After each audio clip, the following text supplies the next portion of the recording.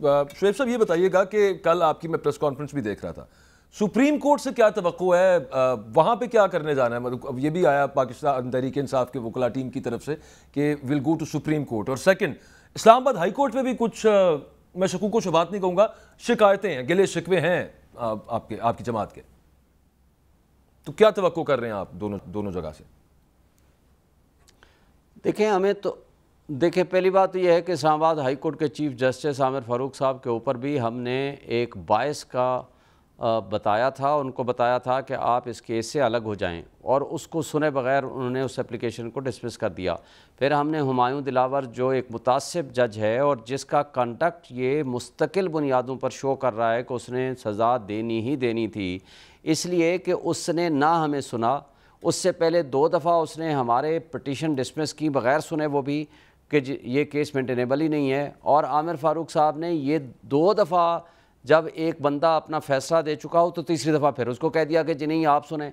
और एक तरफ वो कहते हैं कि हमें हक़ के दिफा का अख्तियार ही नहीं है, हमारा हक़ ही नहीं है। जब प्रोसिक्यूशन विटनेस लेकर आए तो उसको तो हक़ है, लेकिन जब मुल्ज़िम को एक हक़ के दिफा होता है कि सबसे पहले उसको आइन के आर्टिकल 4 और 10A के मुताबिक अपने गवाहान पेश करने का हक होता है, वो कहते हैं नहीं आपको नहीं है। इस्लामाबाद हाई कोर्ट के चीफ जस्टिस ने उसके ऊपर नोटिस जारी कर दिया, नहीं आपका हक है। अगले हफ्ते में वो केस रख दिया और साथ ही कह दिया नीचे वो फैसला करते हैं, और जब हम वहाँ जाते हैं तो वो बगैर सुने फैसला कर देते हैं। वो हो गया। अब आप देखिए अपील में भी अब आपने वहीं पे जाना, वो उन्हीं के पास जाना है, तो अब आगे क्या तवक्को आप रख रहे हैं उनसे? जाना तो वहीं पे पड़ेगा, चारों ना चार, और ऑप्शन कोई नहीं है हमें। तो मैं अगर ज़ाती तौर पर समझता हूँ, अभी तो ज़ाहिर है बहरहाल हम फैसला करेंगे, लेकिन इस्लामाबाद हाई कोर्ट के चीफ जस्टिस साहब को ख़ुद इस अदलिया की और इस इदारे की इतनी बेतौकीरी नहीं करनी चाहिए। उनको ख़ुद इस केस से अलग हो जाना चाहिए। उनको चाहिए किसी और जज के पास इस केस को मार कर दें, इसलिए कि एक टेरियान वाला केस भी अगर आप सामने हो तो उस केस में 2 जज साहिबान ने फैसला लिख दिया और इन्होंने वो वेबसाइट पे आ गया, इन्होंने एक प्रेस रिलीज़ के ज़रिए उसको कह दिया कि नहीं इसको साइड पे कर दें। और उसके अलावा बेशुमार इस केस को, आपको मैं बताऊं, मैं भी मौजूद था, इस केस को सुना ही नहीं उन्होंने सिर्फ ये सुना कि क्या मैं इस केस को ट्रांसफ़र ना कर दूं, और अगर मैं इस नतीजे में पहुंचा कि ट्रांसफ़र मैंने उस जज से नहीं करना, प्रॉपर्टी डिमांड्स के एक जज 2 दफ़ा फैसला कर चुका है तो तीसरी दफ़ा क्या करेगा, तो फिर मैं आपका मेन केस भी सुनूंगा। और शुएब साहब वो जो आप कहते हैं ब्रीफली जरा बता दीजिएगा, फिर मैं सारा बानू साहिबा की तरफ जाना है। ब्रीफली ये बता दें, सुप्रीम कोर्ट का जो आप जिक्र करते हैं कि हम वहां पे भी जाएंगे, उधर मैं अपनी अंडरस्टैंडिंग के लिए पूछना चाह रहा हूं, उधर क्या करने जाएंगे आप? क्या उनसे क्या तवक्को और क्या दरखास्त देनी है वहां पे? देखिए पहली बात तो यह है कि हमने इसमें अपील फाइल करनी है, वो इंशाल्लाह हम करेंगे इस फैसले के खिलाफ हाई कोर्ट में। जो आमिर फ़ारूक साहब ने ये फैसला रिमांड करके दोबारा भेज दिया था हुमायूं दिलावर साहब को, हाई कोर्ट के चीफ जस्टिस साहब ने 4 तारीख को, वो उस फैसले के खिलाफ हमने अपील फाइल की है। और उसके अंदर हम ये सारे फैक्ट्स एंड ग्राउंड्स लेकर जाएंगे और उसके अंदर हम इनको बताएंगे कि किस तरह हमारे साथ वो तो अब फैसला आ गया ना, उसके बाद आप कैसे सुप्रीम कोर्ट में उसके खिलाफ अपील पे जा सकते हैं? एनीवेज मैं थोड़ा सा इस पे आपका जवाब लेता हूँ, थोड़ा सा मैं जरा पॉलिटिकल डिस्कशन इसी से देखिए मैं जरा सारा बानू साहिबा को शामिल गुफ्तगू कर लूँ। ये सब मामला जो चल रहा है, बुनियाद है इस फैसले की, इस फैसले सिर्फ मुझे दीजिएगा जरा, आपके पास वापस आता हूँ मैं। सारा बानू साहब, इस वक्त जो मामला चेयरमैन तहरीक इंसाफ गिरफ्तार, जेल के अंदर कुछ रोज के अंदर इलेक्शन कमीशन उनकी नाअहली वाला वो वाला प्रोसेस चल जाएगा, चेयरमैन नहीं रह सकेंगे पार्टी के। आपको तहरीक इंसाफ का फ्यूचर अभी क्या आगे नजर आ रहा है without its chairman? Who will lead the party? और पार्टी आपके आगे आपको लग रहा है कि इलेक्शन होते हैं तो उसके अंदर फ्यूचर है? कौन पार्टी को लीड करेगा? मेरे ख्याल में जो वोटर सपोर्टर्स हैं वो खान साहब के अलावा किसी को कबूल नहीं करेंगे। अगर इसके खान साहब ये वो कहते हैं ना कि ये अपनी पार्टी की क़यादत अगर अपनी बहन के हवाले करते हैं तो मे भी लोगों का वो हो जाए, लेकिन बाकी जो इंतजार में है कुछ लोग, तो उनको लोग कबूल नहीं करेंगे। मेरा जो बिल्कुल सही, बिल्कुल, मतलब the only way forward for Pakistan Tehreek Insaf politically is अगर उनकी बहन अब उसको लीड करना शुरू कर देना। शाह महमूद कुरैशी को मानेंगे लोग, कुरैशी साहब को भी नहीं मानेंगे, असद उमर साहब को भी नहीं मानेंगे, और परवेज इलाही साहब को भी नहीं मानेंगे।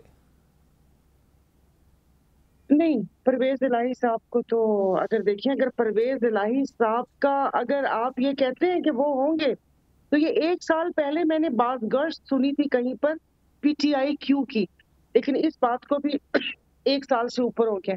और मैं बहुत हैरान थी कि पीटीआई क्यों, मतलब कैसे? अभी तो आपने मुझे कहा कि अगर वो संभालेंगे तो मुझे तो वो बात पर यकीन हो रहा है कि अगर ये बात है तो ये तो फिर प्लानिंग बहुत पहले की थी, क्योंकि मैंने पीटीआई क्यू का नाम सुना था। सही। हम देखे ना, कहीं जराए से वो इतनी उन्होंने इतनी सहूबतें सह रहे हैं वो जेल के अंदर, और पहले कभी आज तक वो जेल नहीं गए इस तरह से। ये उनका एक रिकॉर्ड है समहाउ चौधरीज का।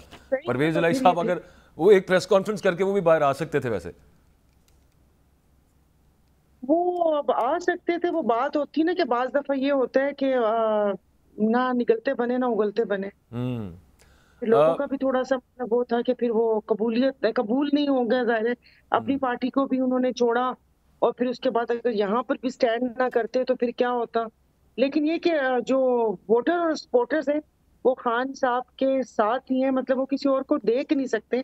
मैं आपको अपना तज्जिया, अपनी राय बता रही हूँ। ब्रीफली सारा बानो साहिबा, वो आपकी बात, आपका वो पॉइंट आ गया। ब्रीफली इलेक्शंस होते हैं, आप तब तक अभी ये लीगल तो हम पूछते हैं शोएब शाहीन साहब से, आपको लीड करते नजर आते हैं चेयरमैन पीटीआई इलेक्शंस के अंदर, आइदर फ्रॉम जेल? वो तो उस कैपेसिटी में ना हो कि चेयरमैन रहे, तो फिर कैसे करेंगे? नहीं, मतलब अब जाहिर है कोई अपील का हक है, और ऐसे थोड़ी कि वो अब आपके देख लें कि जो जमहूरी जमातें हैं अब वो भी बोलना शुरू हो गई हैं। अब ऐसे थोड़ी कि आप कुचल दें। आपने पहले इतने साल एक बयानिया बनाने में लगाया, और वो जब आए यहाँ पर और फिर उसके बाद इतनी जल्दी मिटाना तो आसान नहीं है। लोग इस चीज को कबूल नहीं करेंगे। अब जाहिर है अब नहीं, वो यही कहते हैं ना, लेवल प्लेइंग फील्ड यही तो थी। नवाज शरीफ साहब को भी यूं ही बाहर रखा गया। तो शोएब शाहीन साहब, ये रिप्रीव की कोई तवक्को है इस्लामाबाद हाई कोर्ट से? अभी वो जो वैसे क्वेश्चन था कि आमिर फारूक साहब पे जो आपका एतराज था, वो अपनी जगह पे रखते हुए ओवरऑल केस को देखा जाए, जो फैसला है, ये मेरे पास उसके जो पॉइंट्स पड़े हुए हैं, वो तो कोई इतना स्ट्रॉन्ग केस तो है नहीं यहाँ पे बना हुआ। इसमें कुछ ना कुछ जमानत शमानत वाला मामला जल्दी हो सकता है, गिवन के हाई कोर्ट जो है वो इसको जल्दी लगा ले जरा। देखें, केस में तो कुछ नहीं है। मैक्सिमम जो 3 साल की सज़ा होती है वो सज़ा भी आम तौर पर बेलेबल तस्वर होती है। 7 साल से पहले नीचे जो भी कुछ सज़ाएं होती हैं आम तौर पर वो बेलेबल तस्वर होती हैं, और इसमें रूटीन में जजमेंट सस्पेंड हो जाया करती है।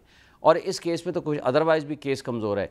हक़ के दिफा नहीं दिया गया, और इस्लामाबाद हाई कोर्ट ने ऑलरेडी नोटिस कर दिया आपका हक़ के दिफा बनता है, आपका हक़ है, लेकिन हक़ के दिफा का फैसला अगले हफ्ते रख दिया, और पहले नीचे कह दिया कि जी आप फैसले को सुन के फैसला कर दें, और उन्होंने सुने बगैर फैसला कर दिया। तो ये ग्राउंड ही सफिशिएंट है। और फिर इस केस में टोटल है क्या? ये केस एक मुख्तसर एक लफ्ज़ में मैं कहूँ, टोटल एसेट्स एंड लायबिलिटीज़ हमने टैक्स अथॉरिटीज़ के पास जमा कराई और हर चीज़ लिख के दी। और यहाँ इलेक्शन कमीशन ने भी वही अमाउंट वही चीज़ लिख के दी है, लेकिन वहाँ चूँकि एसेट्स और सोर्स ऑफ इनकम भी बताना पड़ता है, वहाँ इसलिए तोशाखाना का लफ्ज़ लिख के हमने दिया। और यहाँ टोटल जो आपके एसेट्स होते हैं मूवेबल एंड इमूवेबल वो आपने बताने होते हैं, वो आपने बता दिए। प्रेशियस आइटम्स में लिखा है, फॉर्म भी नहीं डाला, ये मामला है। मेरे पास टाइम लिखा, इधर तोशाखाना नहीं लिखा, ये टोटल केस है। बिल्कुल ठीक है, बिल्कुल ठीक है, वो बात आपकी दुरुस्त है। वो ये कह रहे हैं कि ये तो सिर्फ अब एक जेल में कर दिया, अब बाकी जो अगले केसेस हैं वो बड़ी तेजी के साथ जो है ना, अब उन पे वहाँ पे सजाएं होना शुरू हो जाएंगी, क्योंकि ज़ाहिर है पुलिस की तहवील में होंगे, और जहाँ पे जिस अदालत पेश करना है, जहाँ जहाँ पे वो प्रोसीडिंग्स पूरी करवानी है वो करवाई जाएंगी। तो ये यहाँ पे हो जाए, वो कहते हैं आगे असल प्लान वो है कि आगे नहीं छोड़ना। देखें, कोई भी केस अगर ये पिछले 1.5 साल से तोशाखाना हमारे कान पक गए सुनते सुनते, किसी भी केस में कोई जान नहीं है। ये सारे पॉलिटिकल विक्टिमाइजेशन के केसेस हैं। जो मुजरिम जिन्होंने गाड़ियां ली हैं, मरियम नवाज़ है, आसिफ अली जरदारी है, यूसुफ गिलानी है, नवाज शरीफ है, जिन्होंने गाड़ियां ली हैं गैर कानूनी तौर पर, वो नहीं ले सकते थे। नैब ने उनके खिलाफ रेफरेंस भी बनाया, लेकिन नैब लॉ के तरमीम के बाद कहते हैं वो ख़त्म हो गई हैं। मुजरिम को तो आपने हाकिम बना दिया, उनको तो आपने मुद्दाई बना दिया, और जिसने कायदे कानून के मुताबिक कोई चीज़ ली, उसके पैसे जमा कराए, फिर उसकी एसेट्स एंड उसकी प्रॉपर्टी बन गई, वो चाहे बेचे, अपने पास रखे, बहुत ही माजरत चाहता हूं, उसको आपने मुजरिम बना के जेल भेज दिया। ये है इंसाफ का thank you very much Shoaib Shaheen साहब, सायरा बानो साहिबा, आप दोनों का बहुत शुक्रिया भी, और मेरी तरफ से माजरत भी। वो बहुत सारे इशूज टॉपिक्स थे जो हमने कवर करने थे, अनफॉर्चुनेटली वो हो नहीं सका टाइमली प्रोग्राम स्टार्ट